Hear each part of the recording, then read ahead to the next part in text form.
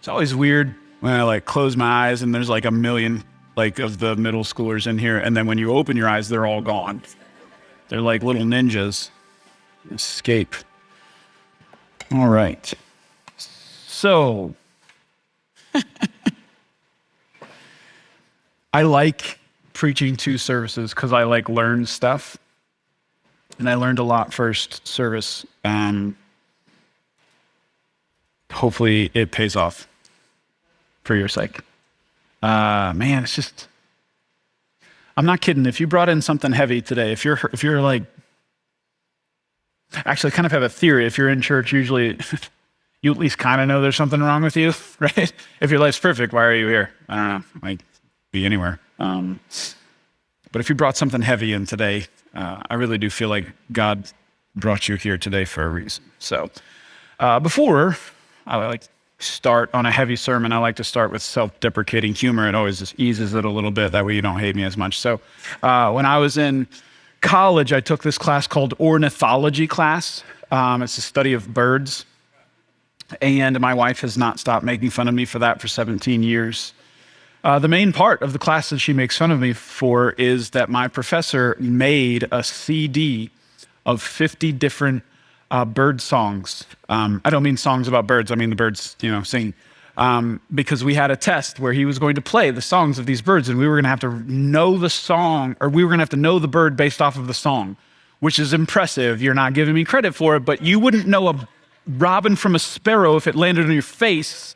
And I can tell just by their song. I don't even have to hear them, okay?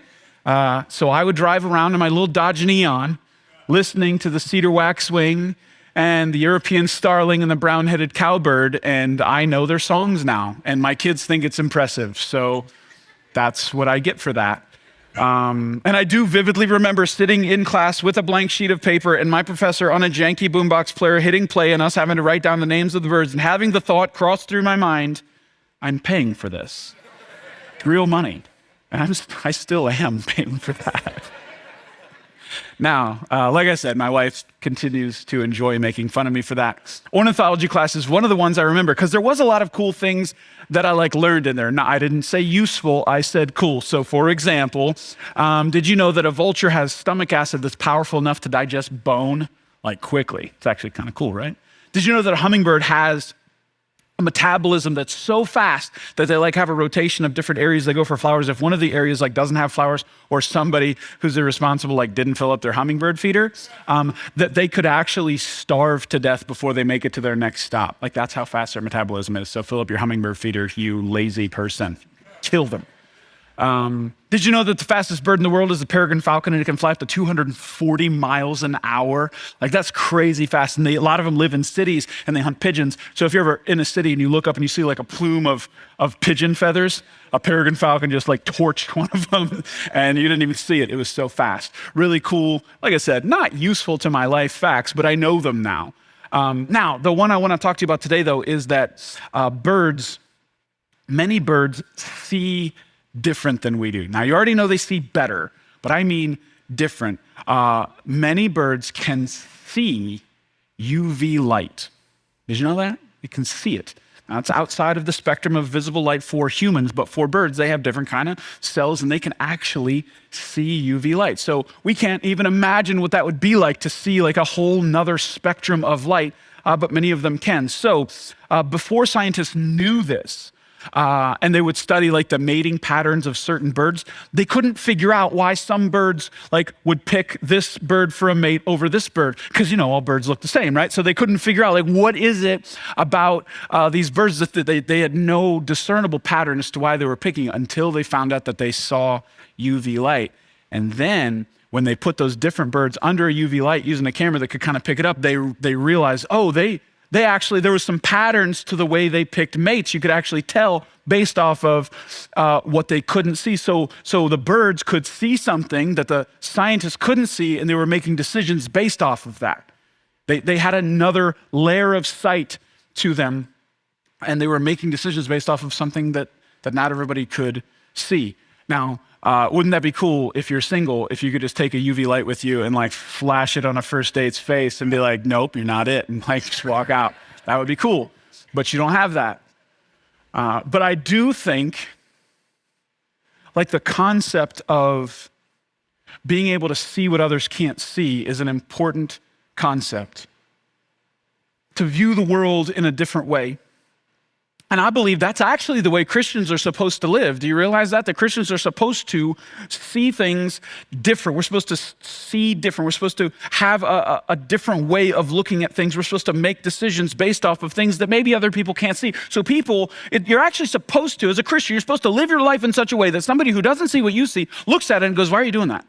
Like that's actually supposed to be kind of a part of it. They can't see the same thing you see, so you're living different and they're like, what's up with that? Like that's supposed to be a part of our lives now because we see something that others don't see. Now, take that concept of seeing what others can't see and keep that in the back of your mind. So we're in a series today. This is week 2 of a series called Happy According to Jesus. We're looking at Jesus' teaching on happy.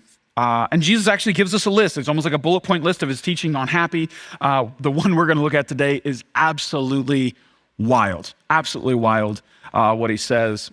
Before we jump into it, though, I do need to remind you of the premise. Jesus kind of has a premise on his teachings on happiness that we need to hold in our minds as well. Jesus' premise is that happiness is a byproduct, not an end in and of itself. Okay, so if you weren't here last week, this is really important. Happiness is a byproduct, not an end of itself. Happiness is a result of pursuing the right things. It is not a pursuit in and of itself. So it's going to kind of offshoot of you pursuing the right things in your life. That is Jesus' assumption on happiness. He's not telling you how to pursue happiness. He's actually saying, don't do that. Pursue other things. And this is what it comes from, okay? So we hit his first statement last week. We're going to hit his second one today. You ready for this? This is Jesus' second sentence on happiness, Matthew 5, verse 4.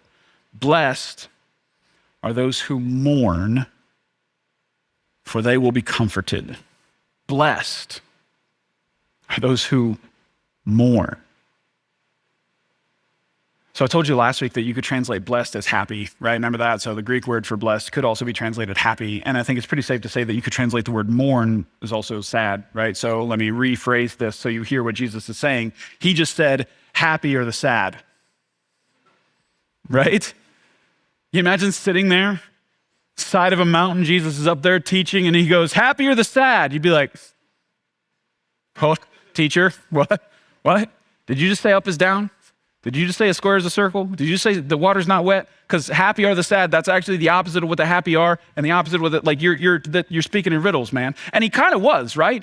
And I don't know if you know this, but Jesus did this all the time. This is not an isolated thing. Jesus would say things that on the surface made no sense. He would speak in paradox, right? And the reason he would say things like this is because he wants you to see what others can't see. He's trying to get you to dive down in a little bit. He wants to invite you into a deeper truth that is not apparent on the surface. So again, he'd talk like this all the time. He would say stuff like, hey, if you want to become great, become a servant.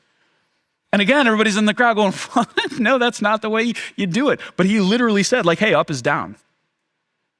But in order to understand that, you have to see what others don't see. He said, hey, if you want to save your life, you need to lose it. Which again, that's the opposite of true. But if you to understand that, you have to see what others can't see. If you want to get more, you need to get really good at giving, right? He said, if you really want to experience more, you need to get good at giving what you have away. Give, and it will be given to you, pressed down, shaken together, running over. Like Jesus said that. And again, to understand that, you have to see what others can't see. Happy are the sad. It's a paradox. To understand these things, you have to see what others can't see. Now, before we dive all the way into the depths of this one sentence, I do need to establish something. You already know that you can experience two emotions at once, right? You already know this. Wives, you have my permission to elbow your husband. You can experience more than one emotion at once. I'll let you decide how many you can feel, but it's more than one, right? You already know this, unless you have the emotional depth of a teaspoon, you know that there's more than just one at a time, right? So for example, for me, I'll give you an example of my life this week. My daughter turned 2. She is the cutest 2-year-old in the universe, I believe, fully and objectively, obviously. And I took a picture, I put it on Facebook of her just sitting there right before she blows out the candles. And she just glows, man. She doesn't, you know how adults do the fake smile for the cameras? This is real, man. The whole face just gleaming. Her name is Miriam Joy, and it's just joy, man, coming off her. It's awesome. And as a parent, it's one of those moments, you know, when your kid's like just basking in the glory of it, you're about to shove their face full of sugar, and it's just good, right? Everything's great. But even in that, she's happy, she's healthy, she's just glowing. There is still, even in that moment, but she's also growing up. And it's just a little, it's not huge, but there's just a little bit of sadness there. She's the little one. Man, she's the little one. The preteen stage, I'm done with that, man. Hit the fast forward button. We can be done with that. I'm good. I don't know what fast forward to. Is 19, is that? I don't know when it's over. Don't tell me. Don't tell me. Don't tell me. I don't want to hear it. I don't want to hear it. But I want to hit the pause button on the little one. So it's like happy, but it's like happy sad, right? Just a little bit of sad. It's not a lot of sad, just a little sliver, because I like her little, and I love when she runs up to me saying, Daddy, like I just want that to stay forever. I just want that to stay. So you can feel two things at once. But that's not what Jesus is talking about here, right? Jesus is not talking about happy, sad. Jesus in this is actually saying sad, happy, right? And big sad, not little sad, big sad, happy. That's not natural. I think it's natural to have happy, sad kind of mixed together, but I don't think sad, happy is natural. This is like a supernatural thing that Jesus is referring to here. How can the sad be happy? How can those that mourn be happy? And again, the reason it's so important that you understand he's talking about something supernatural here, because there's nuance here. It's the way he says this is important. Blessed are those who mourn, for they will be comforted. So a Christian sadness is a different kind of sadness. That's what he just said, right? It's like a different brand. A Christian mourning is a different kind of mourning. And he said specifically that it has to do with the future, right? Isn't that what he just said? Like, blessed are they that mourn, for they will be comforted. So blessed are the mourning because of a future comfort, right? Happy in the sad because of something in the future, right? So there's a cause and effect. Like the happiness in the sadness comes from something that hasn't happened yet. It's a future hope that is supposed to buoy us as Christians in our happiness. It's a future hope that flavors our current sadness. It's a future hope that prevents our current sadness from dipping into despair, okay? Which is easy to happen if you've got some really bad things happening in your life. But Jesus says, no, you got something in you, Christian, that prevents you from going below the surface there. Now, I'll even point out, I don't know if that's supernatural yet, because everybody can have this idea of a future reality affecting their current reality. Everybody understands that, right? Because you know that your Friday before vacation is different, right? How many you know that your Friday before vacation is just a different kind of Friday? The weird thing is that Friday itself isn't all that different, right? It's still work. You still have to drive in. You still have to do all the things you had to do. But for some reason, the Friday before vacation, all that stuff is just easier, right? Like you can zoom through it, man. You got a smile on your face. You're annoying all your coworkers because you know you're about to be on the beach and they're not, right? Like you're just different because your future reality is affecting your current reality, right? And we've all experienced this before, right?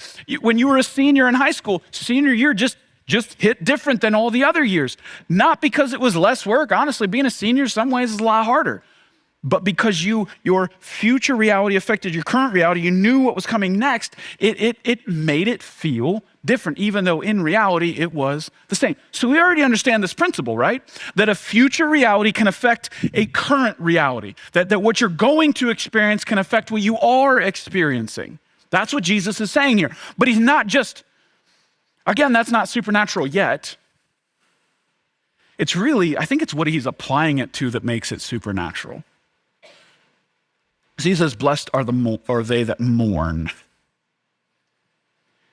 And that word that he uses for mourn, that is a heavy word. So you church people, if you're a church person, you know that the Greeks had 4 words for love, right? Y'all remember that? Remember, it's like the most annoying thing that Christians know, like, right? I don't even remember them. agape, right? That's the one that we all know. I don't care. I'm sure I'll remember them later. Check this out, though. I'm sorry, whoever that was. I wasn't dismissing you. It is an important thing to know. For sadness, mourning, they had 9. How crazy is that? 9 words for mourning, for sadness. The one he uses here is the worst one, like the heaviest one. Like if you were going to pick, it's not like, oh, my commute in the morning is annoying sadness. No, this is like the sadness when the doctor comes in and says the C word to you. Like that. Pentheo is the word. It's this heaviness. One translator said you could translate this word tormented. Happy are those who are tormented. Blessed are those that are tormented. This is the I just lost my loved one. This is the word you use when the worst thing has happened. And it's in this that Jesus says, yeah, you're blessed. You got some happiness in there somewhere. And the reason, so he goes way deep with the word, but he also backs way up with the solution.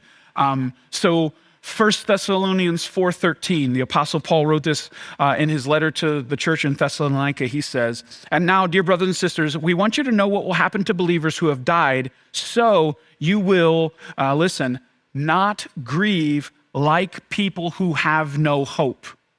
So you will not grieve like people who have no hope. So look at how he writes that. This is really important. One, important for you to know if you're a Christian, you are going to grieve. I hope you didn't come to Jesus thinking, oh good, he's going to solve all my problems. That's actually not true. Jesus actually promised you will have trouble in this world, but don't worry, I've overcome the world, right? I think the kids are memorizing that one this week. They should be telling you. My 5-year-old just told it to me flawlessly. Can't remember what I told him 2 seconds ago, but he remembers a Bible verse. I guess that's good.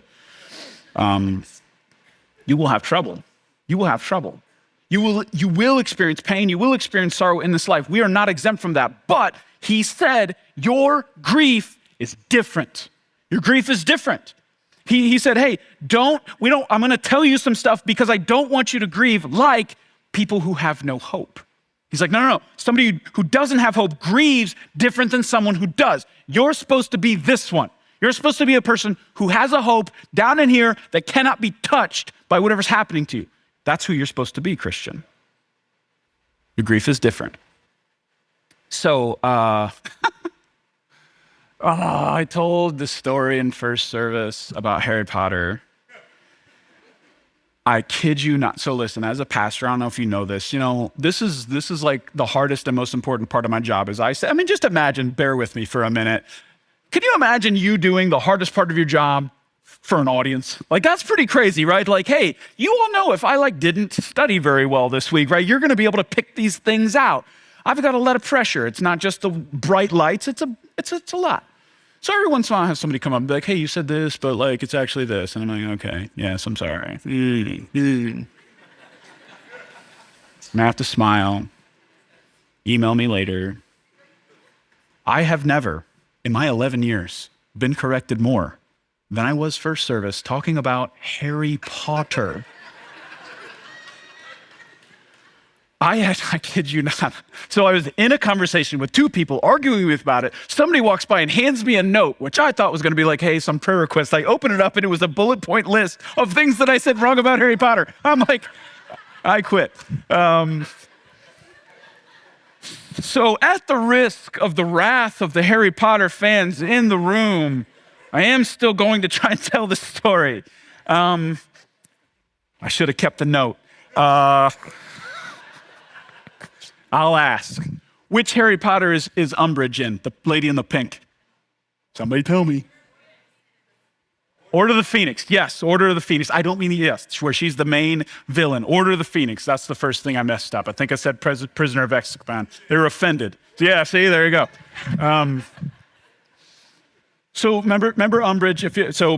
There's this really, I think, powerful part in this movie. So Umbridge is this evil little school teacher. She always wears pink. She's really prim and proper, but it makes her more evil. So she's taken over Hogwarts. She's making all these rules. They named her High Inquisitor. I learned a lot between services.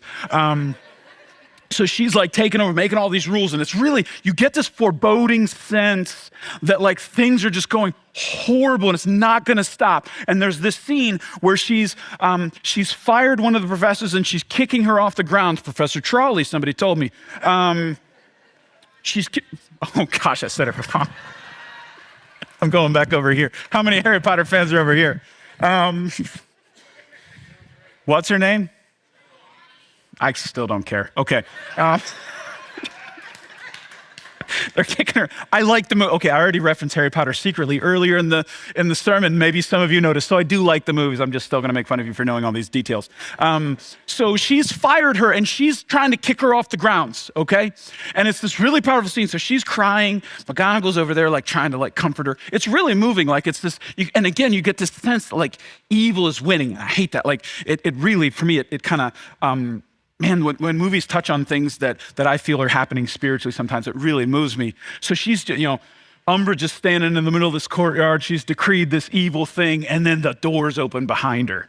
And these monster doors open, and there's Dumbledore. And it's like, about time, man. Like, where you been? Like, he's kind of been absent this whole movie. You're like, he's the most powerful wizard. What are you doing, man? Like, you want him to come out and just like knock her out. But he comes out, and he doesn't. But he does tell the professor, whose name I don't care about, to go back. He's gonna take her back in. And Umbridge is like, and she starts quoting regulations or whatever. I can do this. And Dumbledore stops her. He says, hey, you have the power to fire my teachers, but the power to kick people off the ground still lies with me.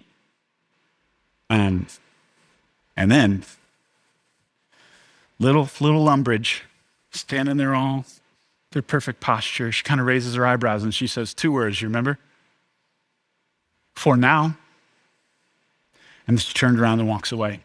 And in that moment, like, so again, I just appreciate moments like that in movies where you just have this sense, there's like this cloud hanging over things, like things are bad. And they're just going to get worse. Like you believe her. Like she's going to go get the power to kick this lady off the ground. She's going to keep going. She's that evil. She's that powerful. You just get this sense that things are getting worse and they're not going to get better. Those words, for now. Oh, they're powerful words, aren't they?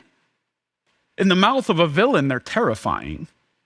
That for now can be this kind of almost carry like despair with them. Like what's going to happen for now? Things are going to get worse. What if we take those words out of her mouth? What if you put those words in the mouth of a hero?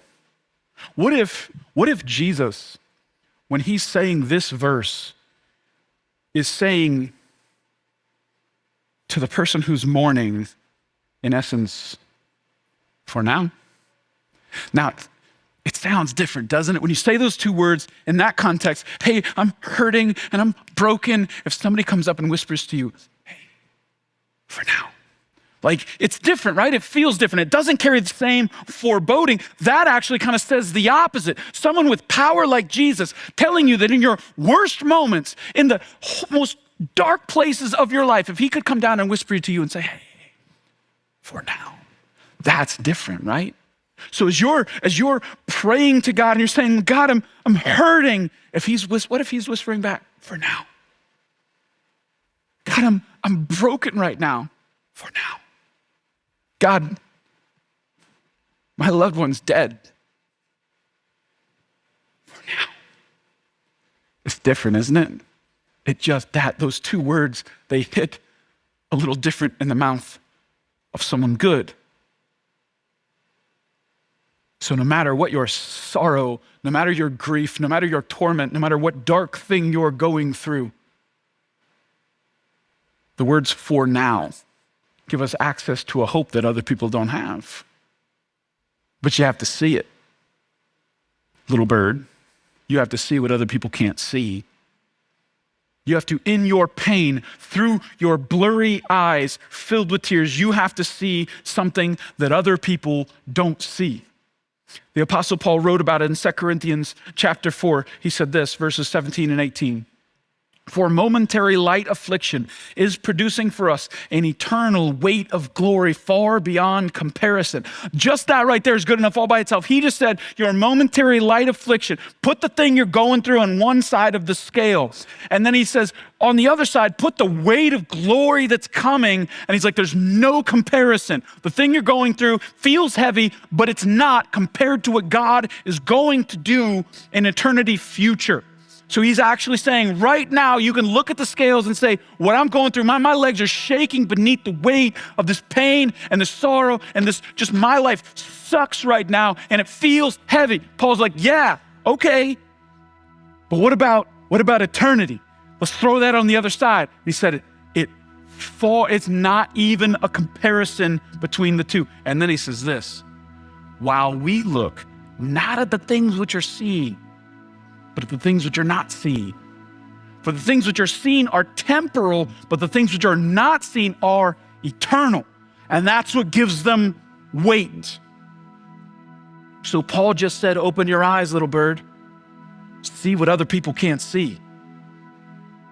In your pain, you're supposed to keep, Christian, one eye on eternity. One eye on eternity. Not both. I shouldn't say I hate. I already said freaking over there at the baptismal. Probably gonna get in trouble for that. Somebody will hand me a note about it. I hate when Christians do that thing where they pretend things aren't as bad as they are because they think that like glorifies God. No, let's be real. There's stuff in life that hurts deeply. You can be wounded, you can be bleeding. That's real. Don't pretend that's not that. I don't think that glorifies God to say everything's great when everything's not great. I don't think that does. It glorifies God when you acknowledge how bad it is and you still keep one eye on eternity. When you still say, hey, I have a hope that's actually bigger than how big this thing is, and it's big.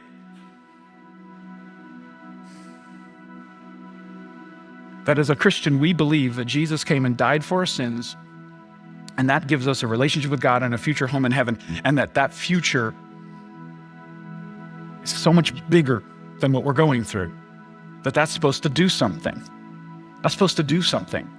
Now, I just want to acknowledge, I know like, as I always am trying to be persuasive in my sermons, I was trying to kind of lean into you and move you somewhere. Like, I know there's some people going through it in this room. Like the heaviest of the heaviest stuff, I know that. And maybe you're sitting there going, oh, so what you're saying, Pastor, is I'm going through this thing and I'm supposed to somehow be affected by the idea that like heaven's coming? Is that what we're saying, Pastor? It's a cool idea, but maybe it doesn't feel like it's working in practice. So let me acknowledge something. One, do you realize that for hundreds of years, Christians lived really, really hard lives? Like early Christianity was not an easy thing to be in. Like everything in their life was hard. Everything in their life was difficult. So like for a long time, Christians lived like on this future hope. It was like the fuel in their tank. They lived knowing that life is hard, we're gonna die, and then we get to spend eternity with God. Like that was essentially what they lived for. You remember that? I'm gonna quote all kinds of movies today. Princess Bride. We watched Princess Bride the other day. Remember the part where they're talking, him and the princess, she doesn't know who he is yet, and she says something about, you mock my pain, and he goes, life is pain, Highness. And I, as the pastor said, amen. It's true. It's hard. And early Christians, that's what it was. Life was pain. But they used this future hope to buoy them in their present. But I got to be real with you. So we live in America. Things aren't as bad as they were. We judge what's good and bad a little different than they do. And I'll be real. Like in the way I think about this, like my Christian faith makes my pain worse and better all at the same time. I know I'm not supposed to admit that. I'm supposed to say it makes it better. But here's why it makes it worse. As a Christian, I believe that I was not created to live in pain. I actually believe that I'm not created to experience pain and suffering and sorrow. That when God created humans, He did not create us in our bodies and in our souls to actually deal with this stuff. It wasn't something that he built into us. Here, you're gonna have pain, you're gonna have sorrow, I don't think that we're equipped for that. We were never intended to experience this. So I believe when I'm hurting, when I'm mourning, when I'm tormented, that like I'm not supposed to experience this. My soul kind of rejects it. It pushes away from it. I don't think I'm supposed to be experiencing this. And I bet you think that too. But someone with a worldview that maybe takes God out of the equation, a very naturalistic worldview would believe that pain and suffering and sorrow were a very natural part of our existence, right? I mean, pain and suffering and sorrow, according to someone who doesn't believe in God, would be something that has moved the species along. Human race wouldn't exist without pain and suffering and sorrow. The death is just a part of life, and it's the thing that has moved us along. So actually, someone without God would say, this is supposed to be a part of your existence. And maybe if you put, I don't feel like I'm built for this versus I think I am built for this up against each other, maybe I'm built for this would win, right? Maybe on the surface right there. But here's the difference. So yes, I think Christianity makes my pain a little harder sometimes.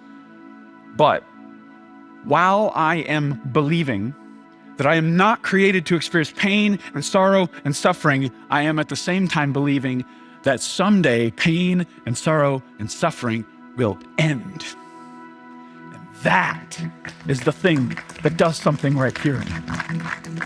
The person who doesn't believe in God believes that pain and suffering and sorrow are permanent. And for me, that is despair. I have to. My soul demands that I believe that someday this isn't going to exist anymore. This crap is going to be over, that I'm going to be able to breathe free air someday, that my soul just rages against this stuff.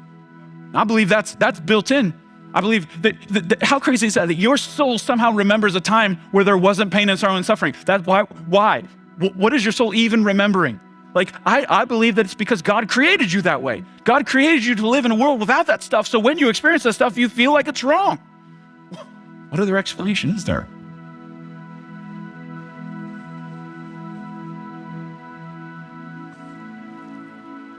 Blessed are those who mourn can only apply to someone who believes that mourning will end. So, how does that work though?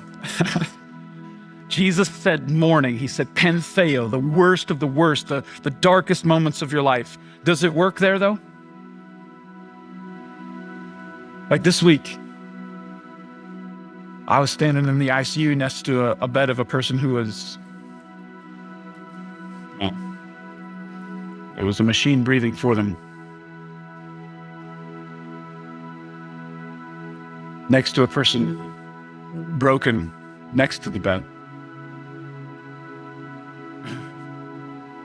This is what God does to me. He themes my weeks. I told you this before, right? I finished my sermon and I got that message. So I'm walking through the halls of a hospital in my mind going, blessed are they that mourn, and they will be comforted. I walk in the ICU and you're walking by all these, screw the ICU, by the way. Can you not have the doors be glass? Like, that is horrible to walk through there and just see pain, pain, pain, pain. Blessed are they that mourn, blessed are they that mourn, blessed are they that mourn. And I'm like, does it work? Like God, it's like God puts me there and says, does it work here? And I'm like, man, I'd rather live my little suburban life, Lord. I know it can work there, but he's put me in the hardest place and saying, does it work here? So, can I tell you a little story about a guy named Polycarp? Polycarp, he's an early church father, like early, like Apostle John, who wrote, John. Like Polycarp was his disciple. So we're talking like right after the Bible was written, this guy lived. Polycarp lived to be like 86 years old in the Roman Empire. Somehow he lived that long. Eventually the Romans got sick of this guy, and they decided, as Rome does, we're going to find a creative way to kill you. And Rome was really good at that. So they drug him into an arena, because the Romans didn't just think killing was a tool, it was a sport for them. They enjoyed it. So they brought him out and they put him in the middle of the arena and said, hey, you have a choice. You can die in whatever fun, creative way we can come up with for the roaring of this crowd who, by the way, wants to see you die. Or you can declare that Caesar is Lord. Death, say a sentence. And you just got to imagine the scene. You just got to imagine, like, he's 86. He can probably barely walk they're dragging him out into this thing. They got to stand him up. It's this frail old man standing in the face of an empire. And they say Jesus, or say Caesar is Lord, or we're going to kill you. And there's nothing you can do about that, old man. And the crowd is hushed because they want to see. They're bloodthirsty. So they say Caesar is Lord or you're dead. And everybody goes quiet. And they want to hear what the old man's going to say. Here's what he says. 86 years I have served Christ. He never did me any harm. How then could I blaspheme my King and my Savior? Since you were so urgent that I should answer and swear by the fortune of Caesar and pretend not to know who and what I am, hear me declare with boldness, I am a Christian. They killed him right there.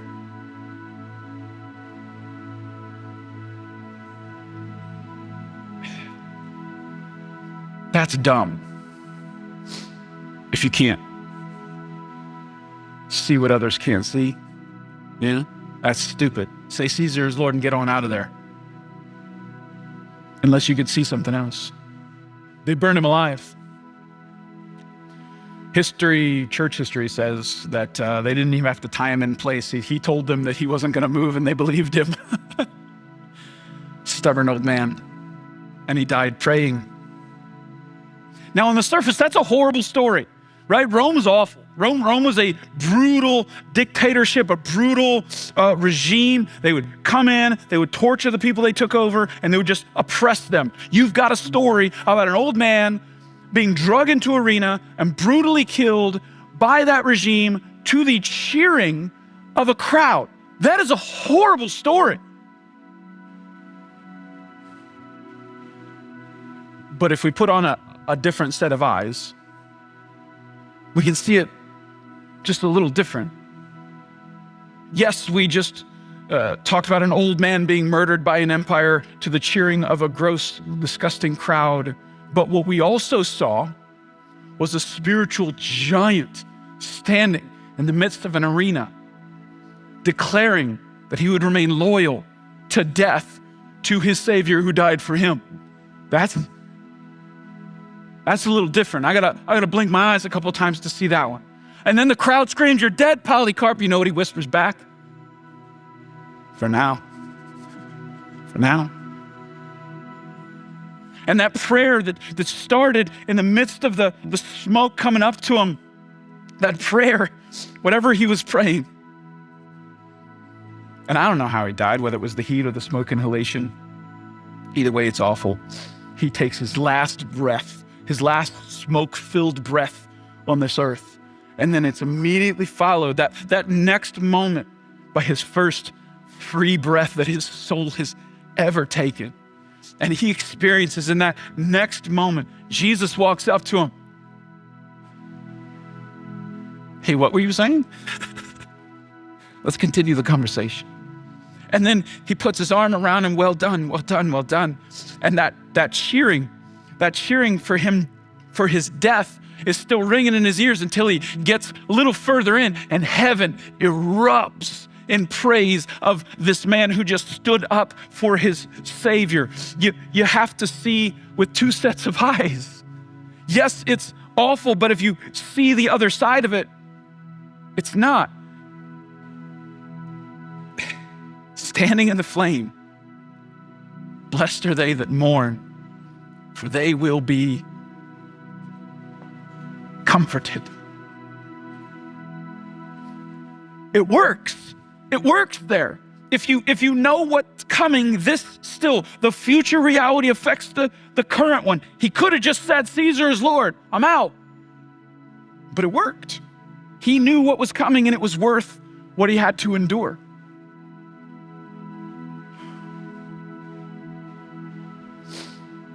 We believe as Christians that this world is broken. There's death and pain and sorrow everywhere. Everyone agrees with that. You don't have to be a Christian to believe that. The world is broken. I believe as a Christian, the reason you think it's broken is because you know it's not supposed to be. But as a Christian, I believe that Jesus is going to remake it all. That what started on Easter morning 2,000 years ago will eventually come to fruition, and he's going to fix the thing. Revelation 21, 3-5 says this. I heard a loud shout from the throne saying, look, God's home is now among his people. He will live with them and they will be his people. God himself will be with them, that thing your soul longs for. He will wipe every tear from their eyes. There will be no more death or sorrow or crying or pain. All these things will be gone forever. And the one sitting on the throne said, look, I am making everything new. This is our comfort. That is your for now. I believe whatever you're going through right now, whatever pain you have, however dark, however deep it is, that if you believe that one day God is going to fix everything, that he's going to right all wrongs, that he's going to undo all the evil, that even in your darkest moments, you can be anchored to him. That your grief will be a little different when you hear that little whisper, for now, for now, for now. So worship team, why don't you guys come back up here? I want to invite you to pray right now. I don't know what you're going through. I don't know what you brought in here. I don't know what kind of heaviness there is, but we're going to have our prayer team's going to be up over here in the wing and over here in the wing. So if you need somebody to pray for you, and I really think there's something powerful to that, not just you praying, but to have somebody actually lay their hands on you, have somebody actually speak out loud the words over you. I believe there's something to that. So I just want to invite you into that. The worship team's gonna sing, and I pray that if you're carrying heaviness in here, that you would want to come up here and experience that. Pray with me. Jesus, I pray for the person who's hurting. Pray for the person that carried the heavy thing in here. Pray, Lord, blessed are they that mourn, for they will be comforted, will be. Pray that they would hear you whisper to their soul, for now, for now, for now, I'm coming, make everything new. Pray that they would believe that light would shine into the darkest crack in the darkest part of their heart, Lord. Their hope is bigger than this world and bigger than any pain, Lord. Pray that they would feel it, that it wouldn't be an idea, but it would be real to them, Lord. I pray for the person who needs prayer, Lord, that they would have the boldness to get up and come ask for it. That your presence would be felt in this room, Lord. I pray for comfort here. I pray for healing here. I pray for your spirit to be heavy here, that we would leave different. In Jesus' name I pray. Amen.